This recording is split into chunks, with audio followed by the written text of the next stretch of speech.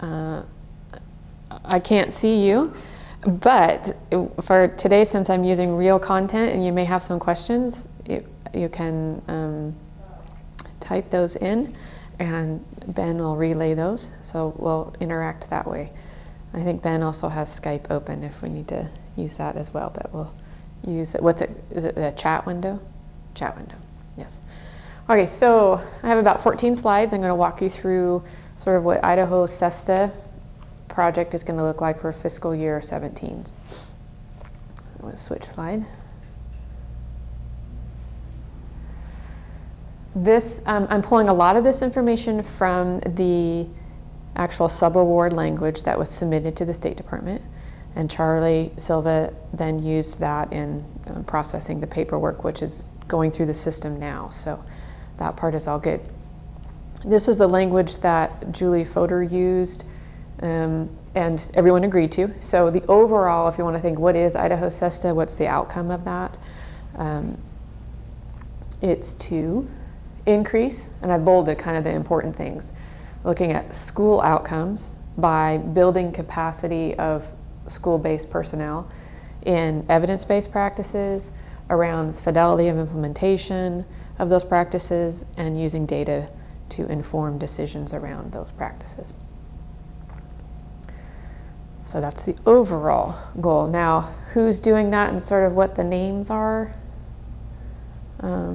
That's the next slide. There's 2 centers, and they are currently being called multiple things. So I've given you both names, and I think until the group settles, will hear them being called either BSU SESTA or SESTA South or South SESTA, and that's obviously down there. And up here, it can be referred to as CDHD SESTA or SESTA North, North SESTA. The contract language says BSU and CDHD, but people in meetings here recently have started calling them North and South, so we'll see where they land on that. As far as getting used to some of the names around that, on the BSU SESTA, Kelly Cross is the director of that. She is a faculty member at Boise State. Now I'll show you the sort of meetings and leadership things that she holds with BSU SESTA. And then underneath here are the 2 associate directors, and that's Kathy Thornton and Renee Miner. And then BSU SESTA, they have a position still to hire, so that's why I wrote 8 to 9. So you can see they have those 3 people, a director, 2 associate directors, and then basically 8 or 9 other staff that forms their center.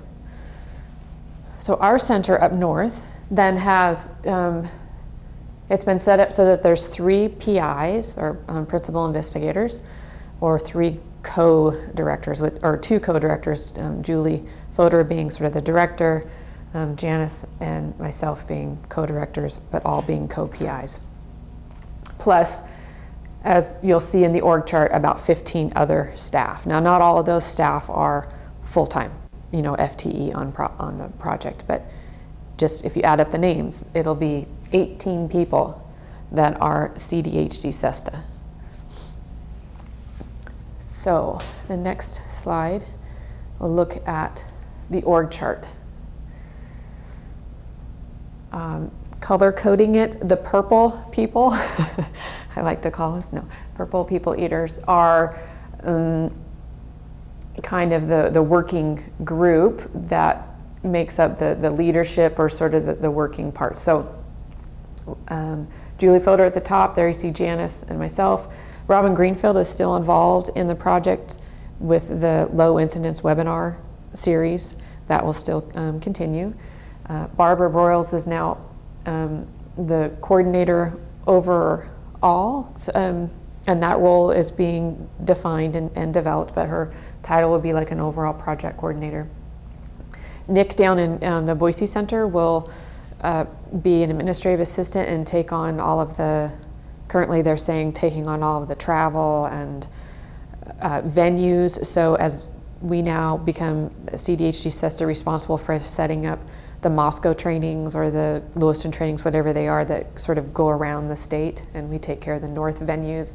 Nick and Barbara will oversee that part.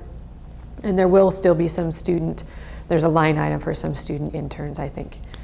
However that gets divided, it was written as 2 half-time students. Then the other colors, Janice is going to oversee green and red. So the red is not new to her. That's all the AT people. And as far as CDHD SESTA, that's Dan Dyer down in Boise, Mike Mann up in Coeur d'Alene, Brenda is down in Boise as well. And then they'll still have a line item to maintain some of their contractors to do their assistive technology assessments in the schools. What's new to her role then, and her percentage has drastically increased, is taking on all of the instructional coordinator and behavioral coordinator positions. So Sue Shelton is out of the Coeur d'Alene office, and she had a contract under the regional structure of the SDE's Special Education Services. So she will remain in that role as an instructional coordinator, will be her title, but she'll fall under the CDHD SESTA.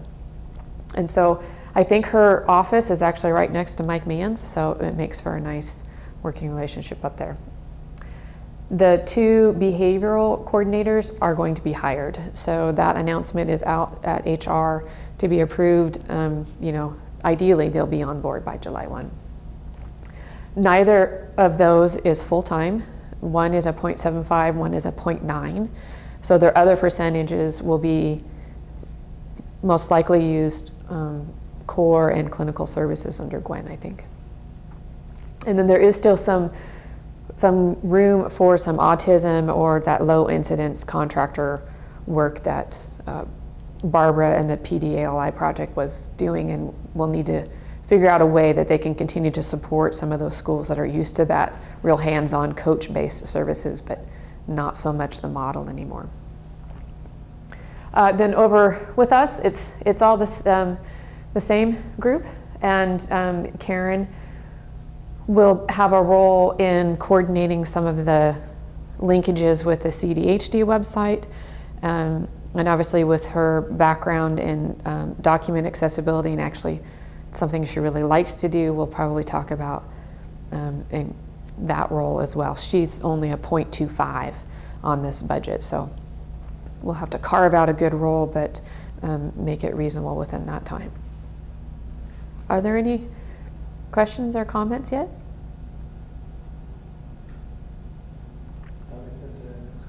Okay. All right, next slide. So you saw the overall Idaho SESTA goal or outcome statement. Here is what was written as terms of a CDHD SESTA goal, and it's similar.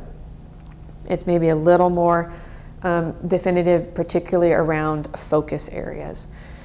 And we'll use this hopefully in developing some evaluation questions and to help guide some of our reporting and data collection. But everything, even though it's CDHD SESTA goal, is, it's in collaboration with BSU SESTA. We're looking to increase the capacity of, again, school-based personnel, that's the same. But going all the way from preschool to school age through the school age services and special education by providing professional development opportunities, which that can be defined as training and technical assistance, along a continuum of increased supports. I'll talk to you more about that what Julie's vision is there. But here's those focus areas. Sort of what this means is CDHD SESTA's expertise is in these areas. BSU SESTA has their areas of expertise, but CDHD SESTA will be looked at around behavior management, the instruction that sort of goes with that behavior management, universal design and assistive technology, and related services encompasses all that low incidence disabilities area. Next slide. Okay, so in order to accomplish that goal, the subaward is written that CDHD SESTA has 4 components to it. And I'll share with you the full subaward. It goes into each what these things do. I'm going to just take us through in detail what the Idaho Training Clearinghouse needs to focus on. But if you want to know more of the specifics of the other, I'll certainly share that. So one component is the Idaho Training Clearinghouse, and its focus is obviously statewide. Then we have the behavior and instructional support services. So that's those green people. So those coordinators that are called ICs for instructional coordinator and BCs for behavior coordinators. They are going to service regions 1 and 2. So from the top all the way down to 2 is basically Lewiston, I think.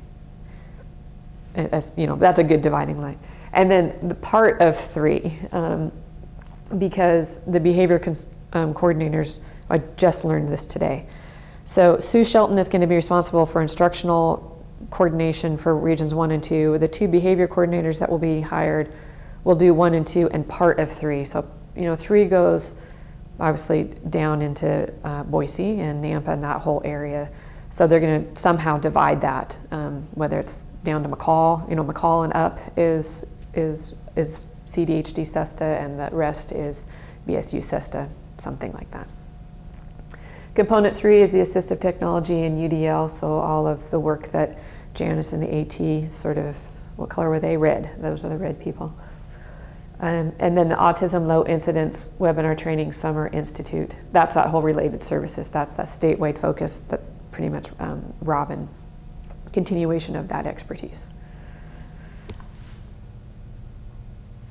All right, next one. So just focusing on that first component, ITC, what it's going to look like for us.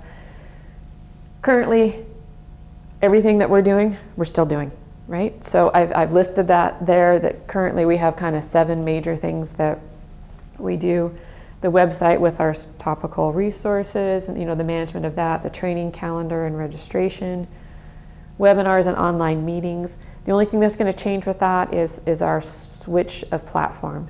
So I think you all are kind of aware of that, but I think it's becoming more for sure that we'll move away from GoToMeeting and webinar and switch to Zoom. Whether or not we have money and or the need to continue with a Connect, we feel like we still need that as a backup. We'll see, but Zoom's a pretty much a for sure thing.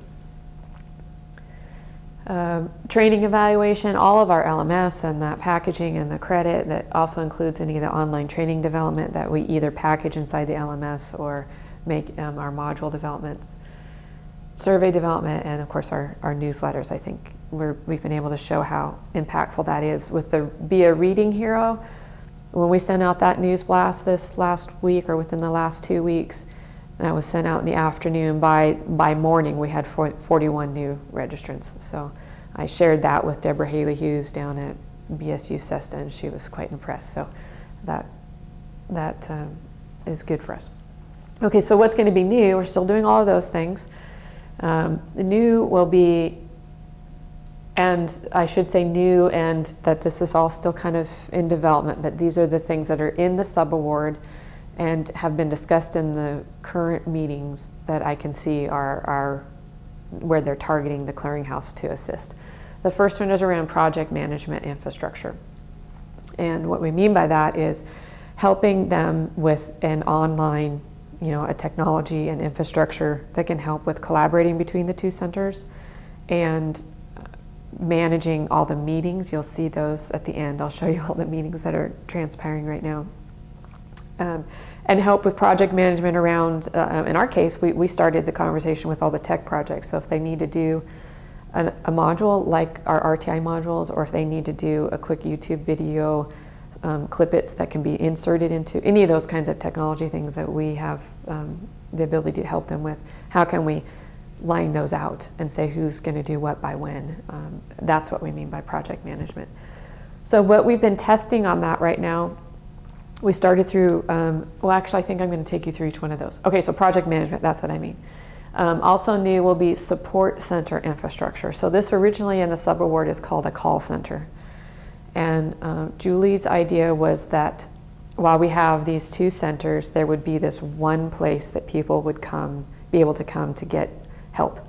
So on idahosesta.org, that website, you can see they started that concept with a web-based form that says request assistance, and people that needed to reach out for help could use a web-based form that kicked out the request. Just taking that concept and making it a bit larger, and that they will have a phone line, different ways to get to this. Someone will sort of triage it, ask you questions, sort of get a feel for what's really needed and what the topic area is, and then disperse it out to these 15 people here and 8 people here, those between those two centers, who gets what to follow up. So that's the idea behind the call center, as it was called. Just recently this week, we're trying to switch our language to making it more of a support center, because it's beyond just picking up a phone. And then the third new task will be around data collection for process and outcome evaluation reporting. So that's going to fall into a lot of the 1 and 2 as we're doing those things, and as we're still doing our other things and collecting data around that, becoming a bit more connected on how we use all of that data to help us in writing reports and showing our effectiveness. So now I'm going to take you through each one of those. All right, so for project management, yes, the idea is to assist with this huge collaboration effort, getting know people, teaming, that whole trying to figure out who we are and coordinating calendars and all that is quite a mess. But so there's some collaboration that's needed, and infrastructure to help with that. Managing all the documents between those meetings, and PowerPoints that need to be checked for accessibility, all of that document stuff. Organizing meetings and sort of tasking out our projects, like I said, who's going to do what by when, in order to get these 7 YouTube videos done by May. So we looked at, they really liked, if you're curious, they really liked smartsheet.com, because a lot of what when I say they, it's BSU SESTA, they do a lot in Google spreadsheets, and that's how they collect a lot of their data. So they were sort of drawn to that. If you go search it right now and look at it, you'll see it's very spreadsheet oriented. So they were really looking at that. I think was almost ready to purchase. We looked at it and said it didn't seem as user-friendly or as broad-based for project management as we thought. So we're working to try to see if there's one system both centers can agree on. We looked at Trello, and we actually used that with the tech group that's been meeting weekly, and I'll share that with you, to help us just see how it works, and they had at once explored that. And we're excited to sort of get in and actually use it. So we've been sort of using that a bit. I said settled as an ED, and just today it may be still up under considered. It sounds like we have a holdout in whether or not.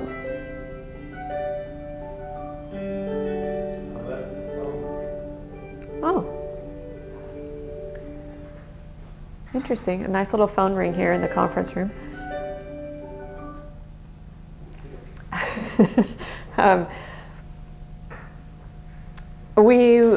So anyway, we've moved out of Trello and really been trying Asana. So Tessa got us introduced to that. She'd used it previously. Barbara, Sean, and I have really been getting in there and working in it, and really like it as a project management piece, as well as organizing our meeting documents and the integration of that with Dropbox that we're planning to share between. They have a terabyte Dropbox down at BSU, and so somehow we'll get that, so we have one Dropbox that we're using for these things. I think we'll still get there, but we have a couple holdouts about whether or not Asana is really the way they want to go. But I just will raise my hand and say I think it's great. It could really help us to streamline things so that we don't have to do so much through email. They attach so many things in emails and send them and send them and send them. Okay, but with that, so what does that mean in terms of what our role is around this, what I see our role is around the project management? Whatever we settle on, that's obviously the first thing. I think our role is that we're going to need to be the application experts on whatever that structure or platform is, so that we can provide initial training across this large group of Idaho SESTA employees at both centers, and then be sort of the tech support for that.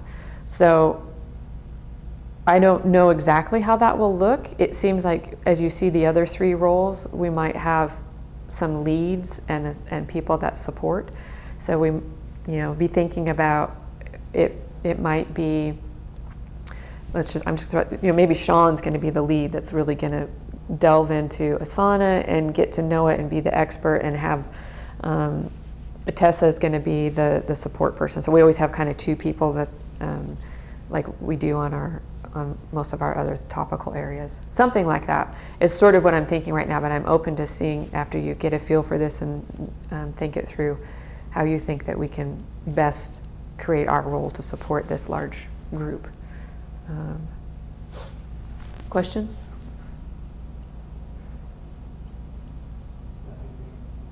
You can send comments in too. All right, so the second new thing around that support center, this is language taken straight from the subaward.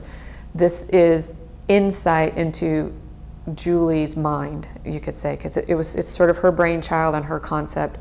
So this gives you an idea of what she was initially thinking, and it's molding some, but this was her vision that ITC would house it, that there would be, in this case, kind of two people. Barbara is going to be the one that manages it in terms of taking the phone calls or seeing the emails that come in with Nick's assistance, and using the scripts and the protocols and the scenarios to figure out where they are, and then shuffling them out to the appropriate ICs, BCs, whoever it may be.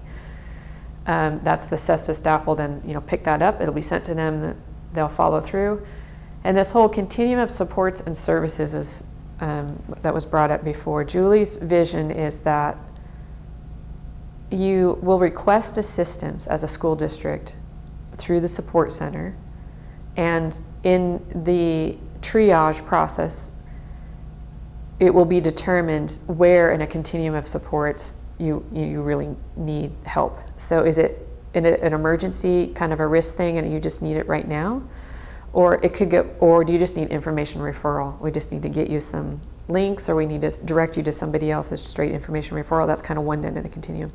The other end is much like what the PDLI project has been doing, where schools applied to be a part of the project. That meant that they got a coach that came to them every month or so. They got training that was provided to them. So that's a whole other end of the continuum, and obviously a much more expensive type of service. So, and also school districts have to be ready for that. So that's part of that triage process of figuring out where they are, what their needs are. They just need somebody to come in and train, or are they ready for some systems development that takes more of that ongoing support?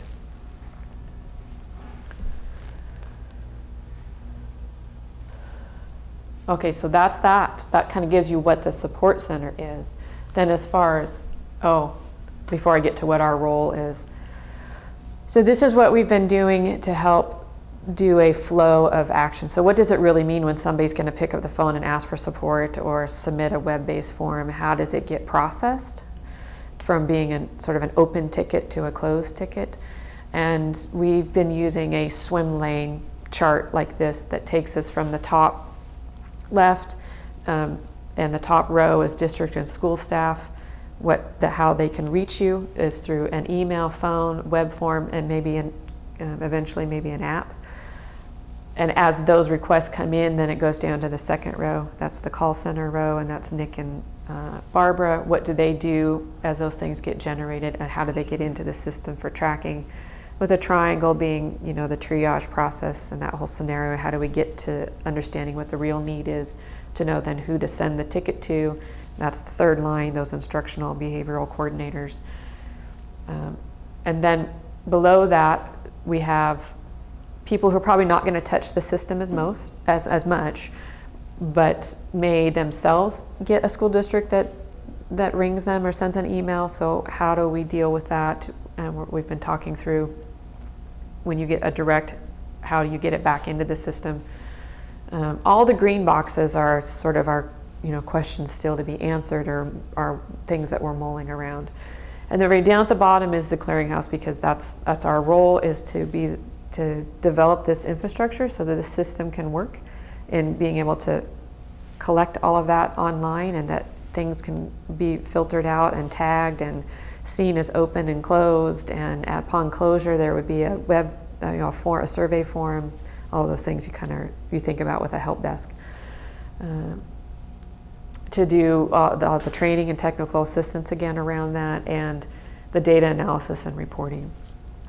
Got to figure out, based on our overall goal and the data, what we need to be able to show how quickly things are handled. Is it what regions things are coming from? You can begin to see what kinds of data and analysis we can share back with Charlie as far as the center. Okay, yes, okay, so it's kind of the same. I'm seeing that even like at the first role, this one, as with the project management, we're going to be the application experts, and maybe again that's going to be one or two of us that are sort of the lead and the support, or maybe it's going to take 2 leads and 2 supports, I don't know on this one. And then we provide the training and the technical support kind of throughout. Some things that we're considering, I've been looking at, I know it's a really old application, but Zoho, and they have a module, a support module that is a whole help desk type of thing that integrates many of those swim lane process flows you were seeing. Sean has mentioned DNN has modules that, kind of help desk type modules. So we need to explore that and see. So we still need to be exploring what's going to work best for that kind of infrastructure. Okay, then the third one is all the data collection and reporting. So we've always had WebStats. We've been doing all the training evaluations, as far as just making sure they get done, but we haven't really brought them back and reported on them or looked at them collectively. All of our registration numbers, satisfaction, and course satisfaction, and our LMS stats. So you can see there's a lot of things that we're collecting already on that current 7 things that we do. And I think we need to get at a point where we're using that data to tell our story more frequently and beyond quarterly reports. So I'm hearing and feeling, I'm actually knowing that quarterly reports are a requirement, but they're not the message mechanism because they're not being read. So we need to find a different way to be telling our story with those things, as well as now incorporating the whole project management. Asana, for example, has dashboards that can tell you if you set June 1st as your deadline, how quickly you met that deadline, or how past due you were. We could pull out at least how many projects were done by. There's some things that we could pull around the project management piece. And then certainly the support center has a lot that we'll need to figure out and even narrow down what's the important things that we need to report on. But coming up with a more of a collection data reporting system and frequency and mechanisms for getting that not only back to ourselves, internally, but probably more so to the larger Idaho SESTA group, and even better, making sure that Charlie knows. Okay, oops. Hopefully that's still okay. This is a list of the current teams and how often they are meeting and who's on them. This chart has changed as of this morning. So the SESTA leadership team met this morning, and as this was reviewed, in a good way, some meetings got eliminated, so that's probably a good thing. But let me just take you through them all so you can kind of see what the idea was, and then I'll show you how they're combining. So originally BSU SESTA was meeting with SDE, and this means Charlie, weekly. And we said, I'm not sure how, are there really things that only you guys need to talk about, or this is that whole collaboration piece, what things do you need to be, we all need to be involved in. I'm not sure that there's anything that we would talk to Charlie about that you shouldn't be in the room as well, those kinds of things. So for a while then we said, well, that's fine then. If you guys are going to do it, then we'll do it too. We'll have a CDHG SESTA SDE meeting, but we didn't really set up any dates. We just kind of put it in the column. So now what they're going to do is they're going to eliminate this first column. We're not going to, as individual centers, meet with Charlie. Instead, they're going to tag on to this SESTA leadership team that will meet every other Thursday. Currently for 2 hours, will now meet for 3 hours. Yay! I don't think it'll go that long. This morning only went for an hour and a half. So the leadership team is basically when we get our chance to meet with Charlie, and she gives us updates, what's happening, and things we need to be considering, and that's what I'm seeing. This was my first leadership meeting, was this morning. So those are going to happen every other Thursday, and that's called the SESTA leadership team. And then there's the SESTA core team, and that's basically, you can see Sean's on that one, but not on the leadership, and what's the other? And Charlie is not here. So this is kind of more of a work group, you could say. This is like the people that are getting together between the two centers and saying, what things do we need to be planning out? Have we overlooked? For example, they've already got their dates for like the new special education teacher training. We're all familiar with that round of training that always happens. They've got their dates set for their regions.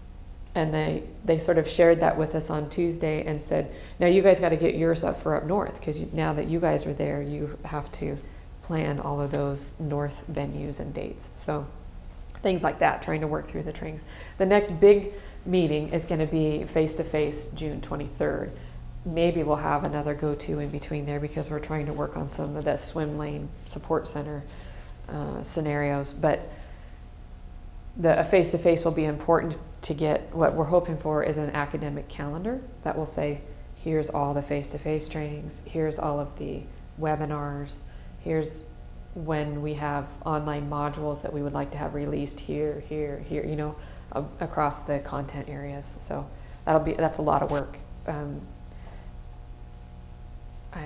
I'm hopeful that we can have something like that. It'll really help us to know how many online modules we need to help assist with, or what types of online training.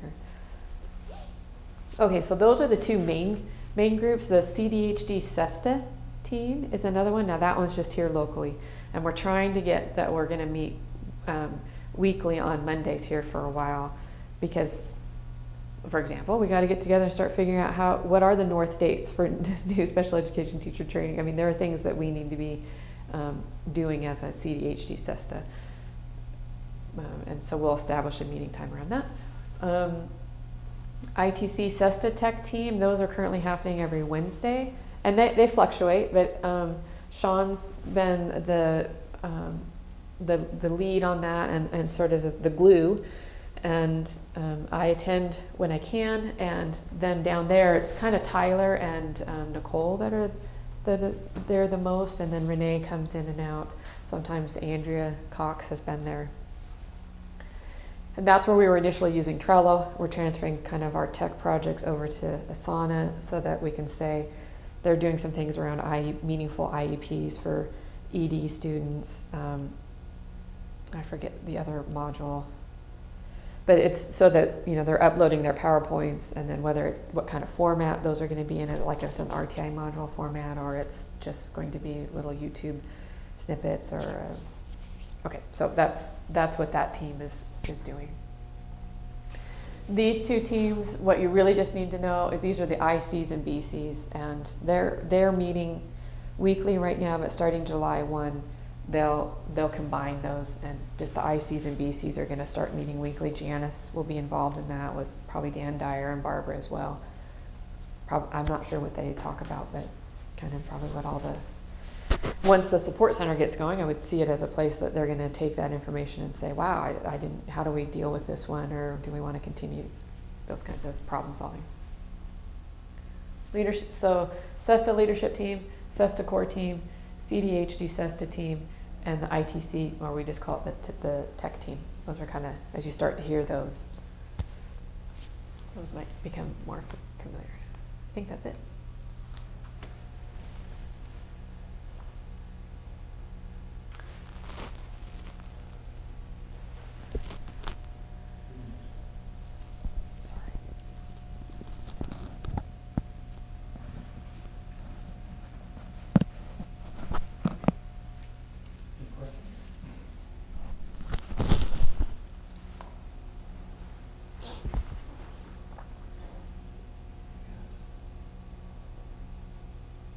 No questions or comments? I was curious what the timeline was. That's a really good question, because you can tell by we're already doing these meetings, it seems like we're already doing some of this work, and that is very true. And part of that is so that we can stay sort of in step, or we're a couple steps behind, but in step with BSU SESTA, because they've been Idaho SESTA for a year. They're already doing this work. It's just now they have to collaborate with us. So we're trying to finish up our projects, aside from the clearinghouse still staying, but they're kind of finishing up the PD ALI project, and at the same time starting to think about how we become Idaho SESTA. So it's been trickier for CDHD SESTA to just jump in with both feet, like BSU SESTA is already able to do. But we're doing it through those weekly, or through the core meetings and the leadership meetings, getting us going, so that starting July 1, that's when the rubber hits the road. So the call center is July 1? Call center would be July 1. So that is what makes me a little, I'm feeling like with the swim lane thing, I'm getting an idea of sort of what they're seeing and picturing, and what we would have to build into it. And so that's why I started exploring. And I think we'll have to have a drop dead date here pretty soon, that by a certain day in early June we've made a decision what it's going to be, so that we can start. The good thing, so that we can solidify and maybe start developing some training and resource materials around it. The good thing, though, is that districts aren't reaching out for support a lot in July, but they might start around in August, when they're coming back for in-service days and thinking through. So maybe there's a little leeway for us to... Well, I think that July could still be a little leeway time to kind of be playing with or setting up some things. Yeah. Interesting. Yeah. You're the first to really ask, you're right, we got to be starting to put some time frames around that. Yeah, well, if we're going to have the call center up or whatever. Yeah. I think initially we've just been so focused on the roles around it, like who's really going to do that and how are they going to do that. And I think we've spent enough time on that now that I feel like as an ITC group we can now come around the table and say, this system will work for us, or this system will work better, and propose that to them. Let's see. Tessa says, is the call center support center similar to the SESTA request form? It is. You could think about it as, if I go back to this one, the Idaho SESTA request assistance form is just this box. And at this point, it is going straight down to an assigned instructional coordinator. It knows that logic is built in, I believe, Jesse will correct me, is built in based on what region or school district you're assigned to, and it spits that form to you. Okay, so see, that's all that one does right now. So when you think about the support center, it's bigger, because you have additional mechanisms to ask for support, and you now have centralized staff. It's bumping up a row who are going to talk with you and assess things before it gets down to an instructional behavioral coordinator. Yeah, okay. Interesting. Let's see. Sean was having trouble with the chats, but let's see, is there anything else? Oh, Jesse says correct, so. Okay. I don't know. Nothing else From them. our group. So this is a lot. Tell me if you want me to put this PowerPoint in the Dropbox. Or is it even helpful to have as a resource initially? Then we'll need to, as a team, I think now our next steps is to take those new roles, particularly around project management and the support center, and start mapping out who can begin to focus on those things, so that we get some timelines at least around those. Okay. I thought so. who's on what team sure seem to have a lot. Okay, so definitely you're saying put it in our Dropbox. I'll do that. Yeah. The org chart, I think, will be helpful a little bit too, as we get used to. We're familiar with most of those names, but just how we're organized. I wish we had an org chart for BSU SESTA. I don't have one of those. Yeah. Oh well. That's a good place to start. Okay, Guess that's it. I guess that's it. Thank you, everyone.